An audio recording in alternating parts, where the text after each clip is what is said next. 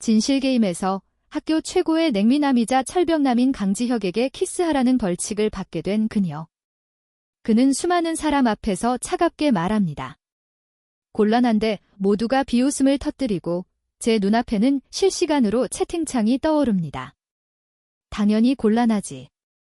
진짜 여주인공이 바로 옆에 앉아 있는데 저는 고개를 숙였습니다. 조연으로 산다는 것이 얼마나 치욕스러운 일인지 처음으로 뼛속 깊이 깨달은 순간이었습니다. 그날 밤 대학교 기숙사는 작은 축제라도 열린 듯 시끌벅적했습니다. 반짝이는 LED 조명이 켜지고 블루투스 스피커에서는 감미로운 음악이 흘러나왔죠. 방 한가운데에는 2학년 학생들이 둥글게 모여 앉아 진실게임을 하고 있었습니다. 저는 참여할 생각이 없었지만 친구들에게 이끌려 어쩔 수 없이 자리에 앉게 되었습니다. 빙글빙글 돌아가던 병이 거짓말처럼 제 앞에서 멈췄습니다. 청아야, 진실 혹은 도전. 저는 눈을 깜빡였습니다. 겉보기엔 무해한 질문이었지만 그 뒤에 숨은 의도를 모를 리 없었죠. 도전. 저는 애써 태연하게 답했습니다. 그러자 기다렸다는 듯 환호성이 터져 나왔습니다. 도전을 제안한 동기가 음흉한 미소를 지으며 말했습니다. 강지혁한테 키스하기. 5초 못하면 저기 있는 맥주 원샷. 저는 고개를 돌려 강지혁을 바라봤습니다. 우리 학교 수석에 IQ는 하늘을 찌르지만 EQ는 거의 제로에 가까운 남자. 사람들이 그를 철벽냉미남이라 부르는 데는 다 이유가 있었죠. 그는 팔짱을 낀 채 의자에 기대 앉아 어떤 감정도 드러내지 않고 있었습니다. 저는 피식 웃었습니다. 어차피 게임일 뿐인데 심각하게 받아들일 필요는 없다고 생각했죠. 자리에서 일어나 그에게 다가갔습니다.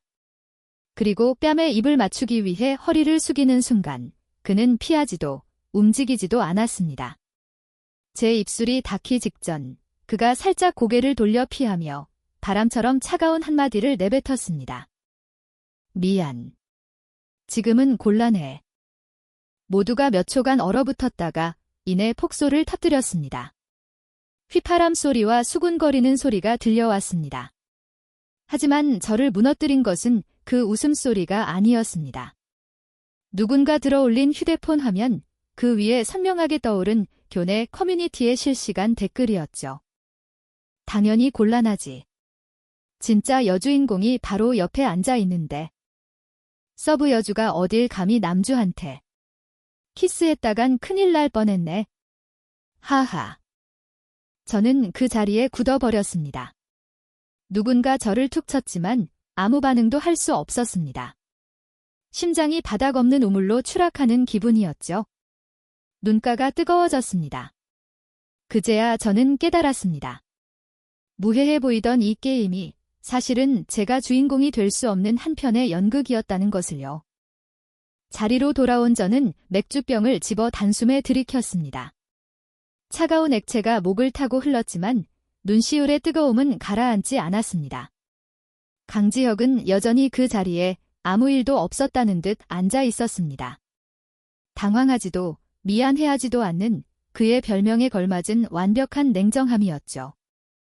너 괜찮아? 옆자리 친구가 속삭였습니다. 저는 고개를 끄덕이며 옅게 웃었습니다. 익숙해. 어차피 난 조연이잖아. 연기라면 자신 있지? 바로 그 순간 새로운 댓글이 올라왔습니다. 진짜 여주인공은 연기도 잘하네. 그에 비해 저 조연은 이번 일로 재기불능이겠는데? 저는 입술을 깨물었습니다. 네, 이번 한 방은 정말 아팠습니다. 하지만 이 라이브를 지켜보는 사람들은 모르는 사실이 하나 있었습니다. 조연은 무시당하고 거절당하고 짓밟힐 수 있습니다. 하지만 그녀가 한번 마음먹고 일어서면 그 누구도 막을 수 없다는 것을요. 저는 다시 한번 강지혁을 쳐다봤습니다. 그는 고개를 숙여 휴대폰을 보고 있었고 입가에는 희미한 미소가 걸려 있었습니다. 그게 경멸인지 무관심인지 알 수 없었지만 그 순간부터 저는 결심했습니다. 다시는 나 자신을 조연으로 내버려 두지 않겠다고. 그날 파티에서 어떻게 빠져나왔는지 기억이 나지 않습니다. 비틀거리는 걸음, 윙윙거리는 머릿속, 맥주 때문에 타는 듯한 목구멍. 모든 소리가 멀게만 느껴졌습니다. 저는 모든 사람을 피했습니다. 동정 어린 시선도, 등 뒤에서 들려오는 비웃음도 전부. 엘리베이터에 타서는 중심을 잃고 쓰러질 뻔했습니다. 그때 익숙한 민트 향과 함께 단단한 팔이 제 어깨를 붙잡았습니다. 강지혁이었습니다. 저는 그를 쳐다보지도 아무 말도 하지 않았습니다. 그는 저를 최상층, 특별 장학생들만 사는 자신의 방으로 데려갔습니다. 씻어. 그의 목소리는 평소처럼 차가웠고 어떤 감정도 담겨 있지 않았습니다. 저는 대꾸하지 않았지만 따뜻한 욕조물에 몸을 담그자 눈물이 터져 나왔습니다. 흐느끼는 소리도 지켜보는 사람도 없이 오직 뜨거운 김과 뒤섞인 눈물만이 흘러내렸습니다. 처음으로 제가 너무나 작고 불필요한 존재처럼 느껴졌습니다. 욕실에서 나왔을 때 저는 제 방으로 돌아가려 했습니다. 하지만 문을 나서자마자 현기증이 덮쳐왔습니다. 앞으로 쓰러지는 저를 그가 재빨리 붙잡았습니다. 저는 균형을 잡기 위해 반사적으로 그를 껴안았습니다. 바로 그 순간 그의 시선이 제 입술에 멈췄습니다. 가볍게 허리를 감싸는 손길, 강하지 않지만 물러설 수 없게 만드는 힘, 그리고 그는 제게 키스했습니다. 강압적이지도 가볍지도 않은 떨림과 억눌린 감정, 그리고 위험함마저 느껴지는 진짜 키스였습니다. 어떻게 반응해야 할지 몰랐습니다. 머릿속은 흐릿했고 온몸이 거대한 소용돌이에 빨려 들어가는 기분이었죠. 그가 입술을 떼었을 때 저는 멍하니 서 있었습니다. 그의 눈동자는 마치 자신과 싸우는 것처럼 어둡게 가라앉아 있었습니다. 이 일, 아무에게도 말하지 마. 그가 나지막이 말했습니다. 저는 고개를 끄덕이고 도망치듯 그의 방을 빠져나왔습니다. 심장은 여전히 미친 듯이 뛰고 있었죠. 어쩌면 그도 나에게 전혀 감정이 없는 건 아닐지도 모른다고 저는 그렇게 생각했습니다. 하지만 그건 아주 큰 착각이었습니다. 다음 날 아침 저는 익명의 단체 채팅방에 초대되었습니다. 첫 메시지는 어젯밤 그의 방에서 찍힌 듯한 흐릿한 키스 사진, 그리고 등골이 서늘해지는 글귀였습니다. 철벽남 강지혁, 어젯밤 누구랑 키스한 걸까? 그리고 바로 아래 백여우라는 닉네임이 댓글이 달렸습니다. 나야. 우리가 밤새 같이 있었거든. 저는 숨을 쉴 수가 없었습니다. 사진 속 배경은 분명 강지혁의 방이었습니다. 하지만 사진을 올린 사람은 제가 아니라 백이화였습니다. 그녀에게 전화를 걸었지만 받지 않았고 잠시 후 메시지가 도착했습니다. 미안. 기회는 2번 오지 않잖아. 그녀는 더들 놓은 것이었습니다. 그날 밤 빈방에서 다른 누군가와 키스하는 장면을 마치 저와 강지혁인 것처럼 교묘한 각도로 찍어 커뮤니티에 올린 겁니다. 학생사회는 발칵 뒤집혔습니다. 무슨 철벽남이야. 다 이미지 관리였네. 강지혁이랑 백이화, 비밀 연애 중이었어? 송청아만 또 불쌍하게 됐네. 계속 배경 역할만 하네. 저는 온몸이 떨렸습니다. 학교 전체가 저를 비난하는 것 같았습니다.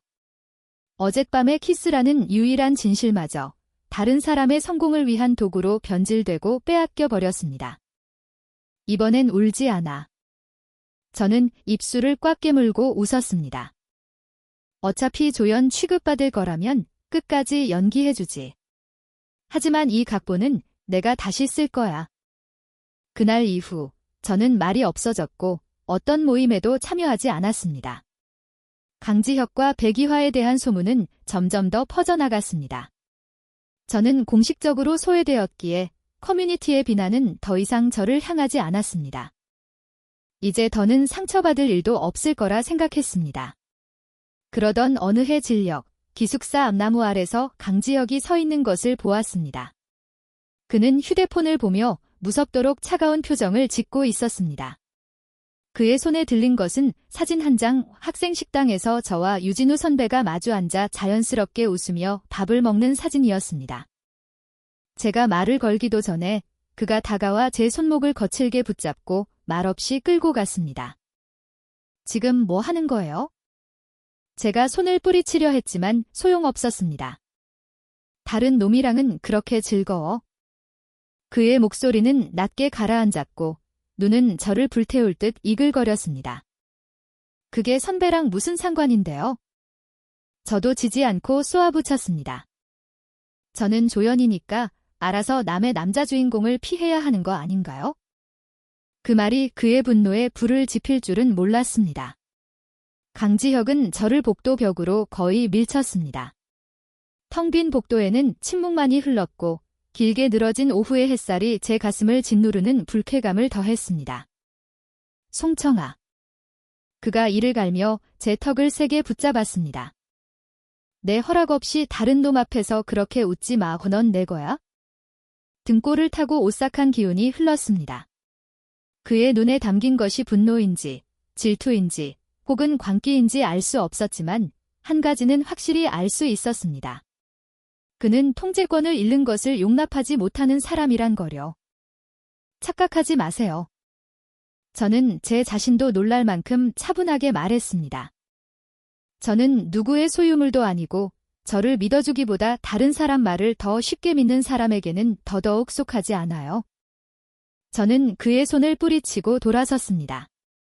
등 뒤에서 거친 발소리와 함께 복도 전체가 울릴 정도로 벽을 치는 소리가 들렸습니다. 지나가던 여학생이 작게 비명을 질렀죠. 그날 밤 학교 커뮤니티는 다시 한번 폭발했습니다. 속보. 강지혁, 비동에서 분노 폭발. 복도 타일 박살냄 이유 아는 사람. 듣자 하니 서브 여주가 다른 남자랑 밥 먹는 거 봤다던데. 저는 차가워지는 마음으로 댓글들을 읽어 내려갔습니다. 미친 듯한 질투도 여주인공을 향했다면 소유욕 강한 남주라며 칭송받았을 겁니다. 하지만 저 같은 조연에게 향했을 땐 그저 가련한 망상일 뿐이었죠. 아마 저는 그의 인내심의 한계를 건드린 모양입니다. 하지만 그도 몰랐을 겁니다. 저에게도 한계라는 것이 있다는 것을요. 그가 침묵으로 다른 사람들이 저를 짓밟도록 내버려 둘 때마다, 그가 한 번도 해명해주지 않고 소문이 쌓이도록 방치할 때마다 그를 향한 제 마음은 조금씩 식어갔습니다. 그리고 오늘 마치 제가 자신의 소유물인 양소리치는 그를 보며 제 심장이 완전히 부서졌음을 깨달았습니다. 가장 아픈 것은 더 이상 그가 저를 사랑해주길 바라지 않는다는 것이었습니다. 그저 내 머릿속에서 영원히 사라져주길 바랄 뿐이었습니다. 저는 일주일 동안 소셜미디어에서 사라졌습니다. 스토리도 사진도 댓글도 남기지 않았습니다. 사람들은 제가 마침내 포기했다고, 조연이 드디어 물러났다고 생각했습니다. 하지만 아무도 몰랐습니다. 그 7일 동안 저는 단 한 번도 해보지 않았던 일, 바로 나 자신을 위해 사는 일을 하고 있었다는 것을요. 저는 학교 여학생들의 표준 같았던 청순한 긴 머리를 잘랐습니다. 어깨에 닿는 단발머리는 저를 더 날카로워 보이게 했고 눈빛은 더 선명해졌습니다. 교복 대신 단정한 흰 셔츠를 입자 가녀린 몸매와 더 이상 고개 숙이지 않는 태가 드러났습니다. 저는 저를 모욕했던 모든 댓글을 다시 읽었습니다. IP를 추적하고 부계정을 역추적했죠. 놀랍지 않나요? 멍청하게 남자나 쫓아다닌다고 욕먹던 조연이 사실은 정보통신학과 수석이라는 사실이요. 저는 학생회에 익명으로 신고서를 제출했습니다. 백이화가 저를 폄하하고 강지혁과의 관계를 조작하기 위해 만든 여러 계정에 대한 명백한 증거와 함께요. 학생회는 긴급회의를 소집했습니다. 회의실에 들어선 저는 더 이상 주눅든 모습이 아니었습니다. 누구의 시선도 피하지 않고 똑바로 바라보며 말했습니다. 누군가의 사과는 필요 없습니다. 다만 제가 아무것도 모르는 바보가 아니었다는 걸 모두가 알아주셨으면 합니다. 단지 더러운 방식으로 싸우고 싶지 않았을 뿐입니다. 백이화의 얼굴이 하얗게 질렸습니다. 그녀는 해킹당했다, 오해다, 변명했지만 접속 IP와 시간 기록은 거짓말을 하지 않았습니다. 모든 것이 그녀의 휴대폰과 일치했죠. 회의실은 물을 끼얹은 듯 조용해졌습니다. 바로 그때 회의실 스크린에 익명의 댓글이 하나 떠올랐습니다. 이화야, 자승자박이라는 말 아니? 저는 드문드문 터져나오는 박수를 받으며 회의실을 나왔습니다. 그들이 저를 좋아해서가 아니라 놀라워서였을 겁니다.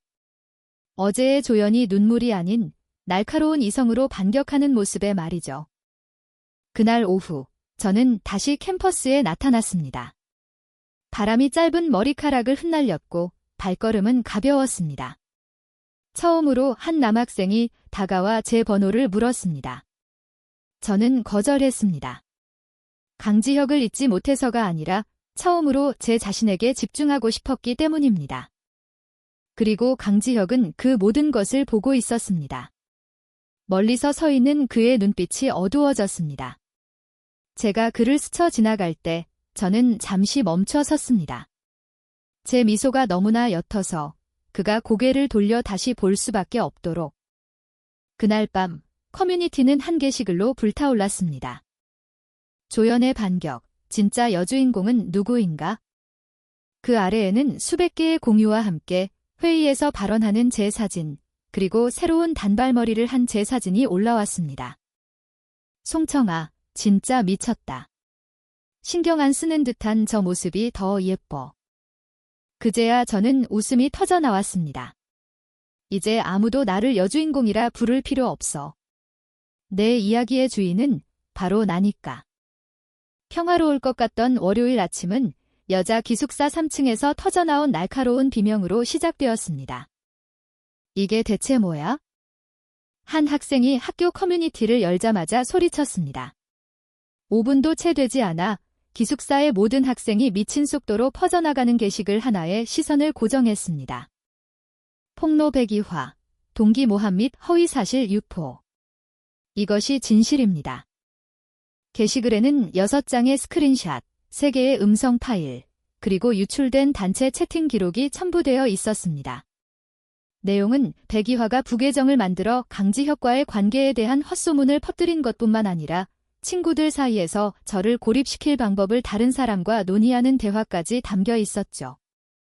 충격은 기숙사 전체로 퍼져나갔습니다.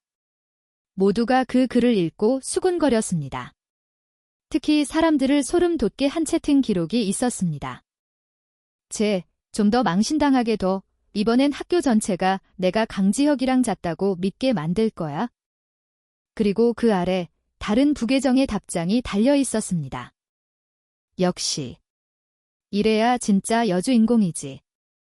조연은 짓밟아야 스포트라이트를 받지? 기숙사는 아수라장이 되었습니다. 누군가는 속닥거리고 누군가는 과거의 백이화를 지지했던 스토리를 황급히 삭제했습니다. 저는 방에 앉아 쏟아지는 메시지를 보며 이상할 정도로 평온했습니다. 기쁘지도 화나지도 않았죠. 머릿속에는 단 한 문장만 맴돌았습니다. 정의는 요구하는 것이 아니라 충분히 인내하면 스스로 찾아오는 것이다. 정오가 되자 학교는 긴급회의를 소집했습니다. 백이화는 징계위원회까지 참석한 학생회실로 불려갔습니다.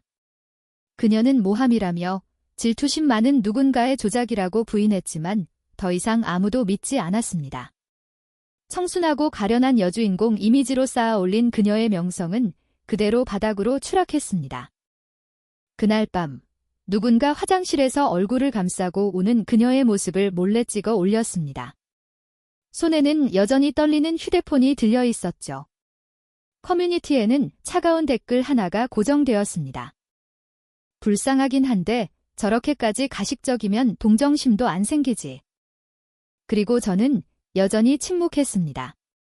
제가 글을 올렸다고 인정하지도 저를 변호하지도 않았습니다. 그럴 필요가 없었으니까요. 백이화는 제가 파멸시킨 것이 아니었습니다. 그녀는 자신의 저열하고 경솔한 계략으로 스스로 무덤을 팠을 뿐입니다. 제가 한 일은 그저 진실을 빛으로 꺼내놓은 것뿐이었죠. 그날 이후 저는 학교에서 미스터리한 인물이 되었습니다. 더 이상 진실 게임에서 거절당하던 소녀도 키스를 빼앗긴 피해자도 아니었습니다. 혼자서 판 전체를 뒤집을 수 있는 사람이었죠. 강지혁은 여전히 나타나지 않았습니다. 메시지도 찾아오지도 않았지만 저는 그가 그 게시글을 읽었다는 것을 알았습니다. 폭로 글이 터진 후 제 휴대폰에 익명의 메시지 한 통이 도착했기 때문입니다. 내가 처음부터 그렇게 강했다면 내가 감히 내 손을 놓지 못했을 텐데. 이름도 프로필 사진도 없었습니다. 하지만 제게 손을 놓는다는 표현을 썼던 사람은 단 한 명뿐이었습니다. 저는 그 메시지를 보고 답장 없이 삭제했습니다. 제게는 더 중요한 일이 남아 있었으니까요. 세상이 제게서 빼앗으려 했던 배역을 제 손으로 다시 쓰는 일 말입니다. 강지혁이 얼마나 오래 사라졌었는지 모릅니다. 백이화의 폭로 사건 이후 캠퍼스에서 그의 이름이 언급될 때마다 기묘한 침묵이 흘렀습니다. 그가 며칠간 수업에 나오지 않았다는 말도, 차를 몰고 도시를 떠나는 것을 봤다는 말도 있었지만 확실한 것은 아무것도 없었습니다. 저 역시 굳이 알아보려 하지 않았습니다. 그러던 어느 금요일 밤, 늦게 도서관을 나서자 보슬비가 내리고 있었습니다. 제 앞에 검은색 세단 한 대가 멈춰 섰습니다. 제가 반응하기도 전에 차 문이 열리고 강지혁이 내렸습니다. 그는 아무 말 없이 빛을 잃은 듯 어두운 눈으로 제 손목을 잡았습니다. 나랑 가자. 밥. 제 거절은 뒤쪽 차 문이 열리는 소리에 끊겼습니다. 운전기사는 마치 자신이 잘못된 일을 하고 있음을 알면서도 거역하지 못하는 듯 동정 어린 눈으로 저를 바라봤습니다. 저는 저항하지 않았습니다. 어쩌면 저 역시 한 번은 마주해야 한다고 생각했는지도 모릅니다. 차는 40분 넘게 침묵 속을 달렸습니다. 낯설고 거대하고 싸늘한 저택 앞에 멈춰 섰을 때 그는 저를 안으로 이끌었습니다. 문이 등 뒤에서 쾅 닫혔습니다. 제가 상황을 파악하기도 전에 왼쪽 손목이 끌어당겨지며 찰칵하는 소리가 울렸습니다. 수갑. 차가운 은색 수갑이 거실 중앙 유리 난간에 저를 묶었습니다. 미쳤어요. 이거 풀어요. 제가 소리쳤습니다. 강지혁은 몇 걸음 떨어진 곳에 서서 이글거리는 눈으로 저를 바라봤습니다. 내가 원하는 게 뭐야? 그가 이상할 정도로 낮은 목소리로 물었습니다. 백이화보다 돋보이는 게 내 승리라고 생각해? 저는 실소했습니다. 내가 그 얘기를 꾸며냈다고, 내가 그녀에게 덫을 놓았다고 생각하는군요. 그는 대답하지 않았지만 그 침묵이 바로 대답이었습니다. 심장이 내려앉았습니다. 저를 수갑으로 채운 이유가 고작 그 질문을 하기 위해서였나요? 알고 싶어요. 그가 다가와 한 글자 한 글자 힘주어 물었습니다. 처음부터 끝까지 진심이었던 적 있긴 해. 저는 잠시 숨을 참았다가 웃음을 터뜨렸습니다. 내가 진심이 아니었다면 지금 여기 앉아있지도 않았겠죠. 저는 고개를 들어 그의 눈을 똑바로 쳐다봤습니다. 목소리는 떨렸지만 한 글자 한 글자는 분명했습니다. 선배가 두려운 건 내가 계략을 꾸몄기 때문이 아니에요. 그동안 통제할 수 있다고 믿었던 존재가 마침내 당신 손을 벗어났다는 걸 깨달았기 때문이죠. 강지혁의 눈빛이 흔들렸습니다. 처음으로 그의 얼굴에서 당혹감을 보았습니다. 숨막히는 침묵이 흐른 후 그가 열쇠로 수갑을 풀었습니다. 미안하다. 저는 한 걸음 뒤로 물러섰습니다. 제가 필요한 건 사과가 아니에요. 제 모든 믿음이 바닥나기 전에 저를 믿는 법부터 배우세요. 고요한 저택의 빗소리만 무겁게 울려 퍼졌습니다. 강지혁은 소파에 주저앉아 세상이 무너지는 듯 머리를 감싸 쥐었습니다. 그리고 저는 처음으로 그가 붙잡아 둔 곳에서 스스로 걸어 나왔습니다. 하지만 저택의 큰 문을 지날 때 아주 작게 어쩌면 자기 자신에게만 들릴 정도로 속삭이는 그의 목소리를 들었습니다. 난 너한테만 반응해. 그날 밤 이후 강지혁과의 대립이 침묵 속에 끝날 줄 알았습니다. 하지만 아니었습니다. 3일 후 기숙사는 다시 한번 발칵 뒤집혔습니다. 이번엔 우연히 발견된 한 영상 때문이었죠. 한 학생이 학술 그룹에서 실수로 기숙사 구역의 낡은 보안 카메라 녹화본을 공유했습니다. 바로 제가 모두 앞에서 거절당했던 그 진실 게임이 벌어졌던 밤의 영상이었습니다. 하지만 사람들을 경악시킨 것은 제가 망신당하는 장면이 아니었습니다. 그 이후의 장면이었죠. 강지혁은 옥상을 떠나 곧장 자신의 방으로 향했습니다. 그리고 복도 카메라에는 그가 백이화와 함께 있지 않았다는 사실이 명확히 찍혀 있었습니다. 더 똑똑한 누군가가 모든 카메라의 타임라인을 종합했습니다. 그 결과 그날 밤 강지혁의 방에 들어간 사람은 오직 송청하였다는 결론이 나왔습니다. 댓글 창이 폭발했습니다. 잠깐만, 그럼 그날 밤 같이 있었던 사람은 누구야? 우리 모두 속았네. 그럼 백이화는 처음부터 거짓말한 거야? 네티즌들이 진정하기도 전에 학생회 기술팀에서 유출된 음성 파일이 파장을 키웠습니다. 내가 말했잖아. 키스 장면만 연출하면 다 믿을 거라고. 걔는 약자라서 아무도 편 안 들어줘. 그리고 그에 답하는 목소리는 백이화의 것으로 확인되었습니다. 모든 것이 터져나왔습니다. 그날 오후 학생회는 긴급회의를 열었고 공식적인 조사가 발표되었습니다. 백이화는 최종 결정을 기다리는 동안 한 달간 정학 처분을 받았습니다. 장학금과 학생 대표 자격 등 모든 특권도 박탈당했죠. 그리고 저는 여전히 침묵했습니다.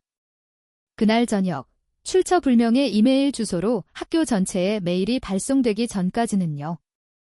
여러분이 조연이라 불렀던 그 사람은 처음부터 어떤 배우도 아니었습니다. 그녀는 유일하게 진실된 감정을 가졌고 사랑받기 위해 어떤 연기도 하지 않았습니다. 여주인공이 되기 위해 거짓을 꾸며낸 사람이 누구인지는 여러분 스스로 답을 찾았을 겁니다. 누가 썼는지는 아무도 모르지만 학교 전체는 그 의미를 이해했습니다. 이번에 저의 침묵은 더 이상 약함이 아니었습니다. 진흙탕 싸움에서 고개를 들고 걸어 나오는 당당함이었죠. 수업이 끝난 후 유진우 선배가 저를 찾아왔습니다.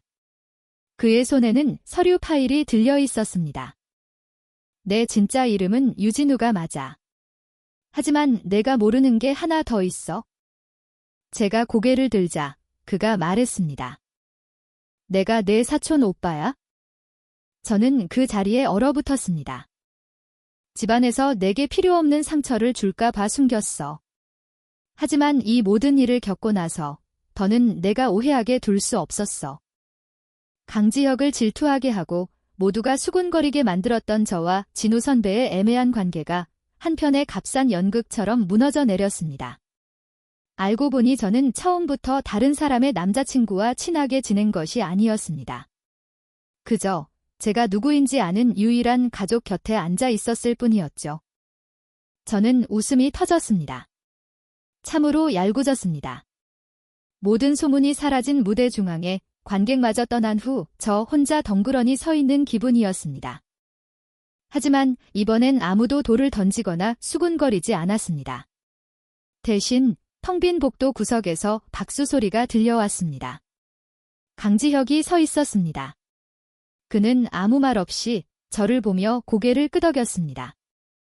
저 역시 그의 말이 더는 필요 없었습니다. 처음으로 누군가 저를 여주인공으로 정의해줄 필요가 없었으니까요. 그 각본은 이미 제 손으로 다시 썼으니까요.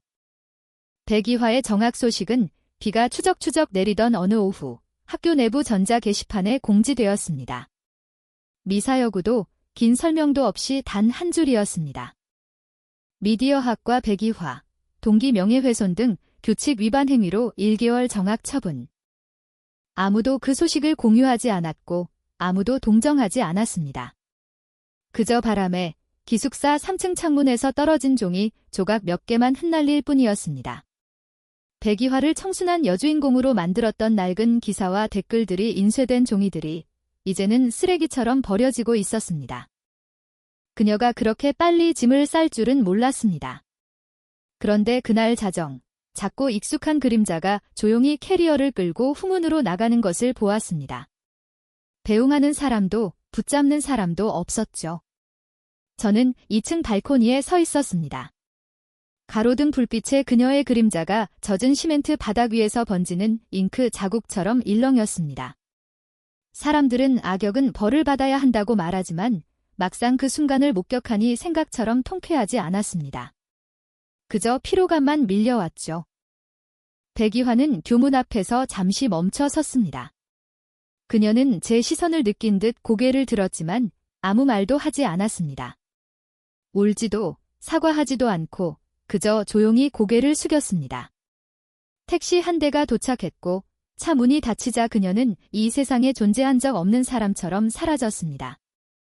백이화가 살던 방은 비워졌고 룸메이트들은 조용히 친구를 바꾸고 방향제를 뿌리며 그녀의 흔적을 지웠습니다. 그녀를 찬양하던 친구들은 조용히 과거 스토리를 삭제하고 프로필 사진을 바꿨습니다. 모르는 사이였던 것처럼요. 세상은 그렇게 돌아갔습니다. 잔인하고 조용하고 무정하게. 저는 침대로 돌아와 이불을 머리끝까지 뒤집어 쓰고 천장을 응시했습니다. 문득 이 학교에 처음 발을 들였던 날이 떠올랐습니다. 호기심 어린 눈으로 배낭을 꽉 쥔 채 노력만 하면 인정받을 수 있을 거라고 생각했었죠. 하지만 오늘에서야 깨달았습니다. 인정은 옳은 일을 해서 오는 것이 아니라 허락을 구하지 않고도 감히 존재할 수 있는 용기에서 온다는 것을요. 다음 날 아침 누군가 문을 두드렸습니다. 문을 열자 강지혁이 서 있었습니다. 그의 손에는 따뜻한 코코아 한 잔이 들려 있었고 머리카락은 새벽 이슬에 살짝 젖어 있었습니다. 그의 눈빛은 더 이상 사납지 않고 눈에 띄게 부드러워져 있었습니다. 아무도 배웅하지 않더라. 그가 나지막이 말했습니다. 네. 제가 문을 닫으려 하자 그의 손이 문을 막았습니다. 그 애 얘기하러 온 거 아니야? 물어보러 왔어. 그가 마른 침을 삼키며 말했습니다. 너 어디까지 더 갈 생각이야? 저는 그를 보며 희미하게 웃었습니다. 다시는 돌아올 수 없을 만큼 멀리요. 그는 더 이상 아무 말도 하지 않고 제 손에 코코아 잔을 쥐어주었습니다. 그럼 내가 같이 가줄게. 내가 더 이상 외롭지 않을 때까지. 그 말은 어젯밤 빗소리보다 가벼웠지만 제 심장의 역방향으로 박히는 칼날 같았습니다. 상처를 주기 위해서가 아니라 무시당하며 차갑게 식었던 무언가를 다시 데우기 위해서요. 저는 고개를 끄덕이지도 거절하지도 않고 그저 손안에 코코아 잔을 꽉 쥐었습니다. 이 순간부터 저의 여주인공 되기 여정은 더 이상 혼자가 아니라는 것을 알았기 때문입니다. 백이화가 학교를 떠나고 3주 후 저는 기숙사에서 나왔습니다. 도망치는 것도 여론 때문도 아니었습니다. 편견 어린 시선이나 문틈으로 새어나오는 수군거림이 없는 조용한 공간에서 스스로 다시 시작하고 싶었기 때문입니다. 새로 구한 작은 아파트는 낡은 건물의 3층, 발코니 너머로 부겐빌리아 덩굴이 자라는 작은 골목을 마주하고 있었습니다. 침대 하나, 책상 하나, 작은 전기레인지 하나가 전부인 공간이었지만 제게는 그 누구도 제 배역을 빼앗을 수 없는 온전한 세상이었습니다. 이사 후 첫 아침, 저는 라디오를 켜고 따뜻한 우유 한 잔을 타서 노트북에 몇 줄의 일기를 썼습니다. 더 이상 커뮤니티의 알림도 조연이라는 단어와 함께 붙는 제 이름 해시태그도 없었습니다. 오직 저와 저의 이야기만이 존재할 뿐이었죠. 강지혁이 찾아오지 않을 거라 생각했습니다. 그런데 어느 일요일 저녁, 제가 발코니에서 빨래를 널고 있을 때 아래에서 그의 목소리가 들렸습니다. 혹시 마파두부 좋아해? 저는 하마터면 빨래 바구니를 떨어뜨릴 뻔했습니다. 그는 부겐빌리아 나무 아래 서 있었습니다. 소매를 걷어 올린 흰 셔츠 차림, 손에는 장바구니를 들고 낯설면서도 익숙한 미소를 짓고 있었습니다. 배 안 고파요. 제가 안으로 들어가려 하며 외쳤습니다. 내가 먹는 거 아니야? 그가 고개를 들며 말했습니다. 내가 끓여주려고. 저는 한숨을 쉬었지만 조용히 내려가 문을 열어주었습니다. 그날 저녁 식사는 아주 조용했습니다. 우리는 침묵 속에서 밥을 먹었지만 어색하지 않았습니다. 더 이상 해명할 필요도 사과할 필요도 없었죠. 그저 상처받았던 두 사람이 나란히 앉아 서로에게 두부 한 조각을 덜어주고 간장을 조금 더 부어주고 낡은 천장에서 비추는 노란 불빛 아래서 서로를 바라볼 뿐이었습니다. 나는 내가 영원히 뒤에 서 있는 사람일 줄 알았어. 그가 제 생각의 흐름을 깨며 말했습니다. 저는 놀라 고개를 들었습니다. 하지만 내가 틀렸어. 내가 그 어둠 속에서 걸어 나온 순간부터 너는 이 무대에 섰던 그 누구보다도 빛났으니까. 저는 대답 대신 웃으며 다시 고개를 숙여 밥을 먹었습니다. 따뜻한 국물, 평화로운 식사, 더 이상 오해 속에 엇갈리지 않는 시선. 그날 밤 그가 일어나 돌아갈 채비를 할 때 제가 물었습니다. 여기 몇 번이나 왔었어요? 9번. 그가 답했습니다. 왜요? 내가 정말 괜찮아진 걸 확인해야 문을 두드릴 용기가 생길 것 같아서. 저는 한참 동안 가만히 서 있었습니다. 창틈으로 불어온 부드러운 바람이 밥냄새와 간마른 빨래 냄새, 그리고 제가 가질 자격이 없다고 생각했던 평온함의 냄새를 실어왔습니다. 저는 그를 붙잡지 않았습니다. 하지만 그가 돌아설 때 나지막이 불렀습니다. 내일은 뭐 먹고 싶어요? 강지혁이 걸음을 멈췄습니다. 돌아보지 않은 채 그저 대답했습니다. 뭐든지. 여주인공이 해주는 거라면? 결국 누군가 당신을 여주인공이라 불러줄 필요는 없습니다. 다른 사람이 정해준 배역에서 벗어나 스스로 자신의 이야기를 다시 쓸 용기만 있다면 말이죠. 만약 당신이 누군가의 차선책으로 여겨져 본 적이 있다면 오늘의 감정을 이해하실 겁니다. 다음 영상도 놓치지 마세요. 때로는 단 하나의 눈빛만으로도 누군가를 질투에 미치게 할 수 있으니까요. 구독과 좋아요 잊지 마세요.